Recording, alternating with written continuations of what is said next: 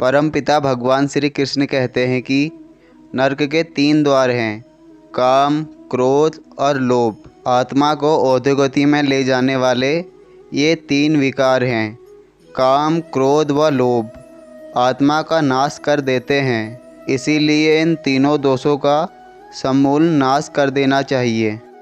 जिसने मन को जीत लिया उसने परमात्मा को पहले ही प्राप्त कर लिया, क्योंकि उसने शांति प्राप्त कर ली। ऐसे मनुष्य के लिए सुख दुख, सर्दी गर्मी और मान सम्मान एक समान है। जो दान बिना कर्तव्य समझकर बिना किसी संकोच के किसी जरूरतमंद व्यक्ति को दिया जाए वह सात्विक माना जाता है। ईश्वर, ब्राह्मणों, गुरु, माता पिता जैसे गुरुजनों की भी पूजा करना तथा पवित्रता, सरलता, ब्रह्मचर्य और अहिंसा ही शारीरिक तपस्या है। भविष्य का दूसरा नाम संघर्ष। हे अर्जुन, परमेश्वर प्रत्येक जीवन के हृदय में स्थित है। हे अर्जुन, जो बहुत खाता है या कम खाता है, जो बहुत सोता है या कम सोता है, वह कभी भी योग्य नहीं बन सकता।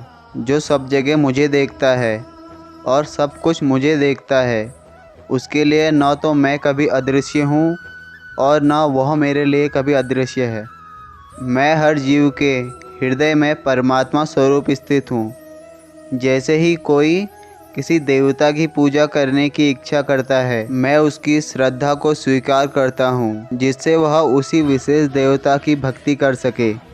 जो विद्वान होते हैं वो न तो जीवन के लिए शोक करते हैं न ही मृत्यु के लिए। हे अर्जुन, जो जीवन के मूल्यों को जानता हो उसे उच्च लोक की नहीं अपितु उपयश की प्राप्ति होती है।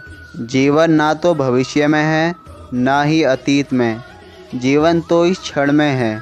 खुद को जीवन के योग्य बनाना ही सफलता और सुख का एकमात्र मार्ग है। हे अर्जुन, जो पुरुष सुख तथा दुख में विचलित नहीं होता और इन दोनों में संभाव रहता है, वह निश्चित रूप से मुक्ति के योग्य है।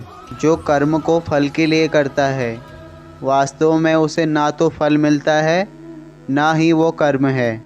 कर्म करो, फल की चिंता मत करो। फल की लालसा छोड़कर कर्म करने वाले पुरुष ही अपने जीवन को सफल बना पाते हैं।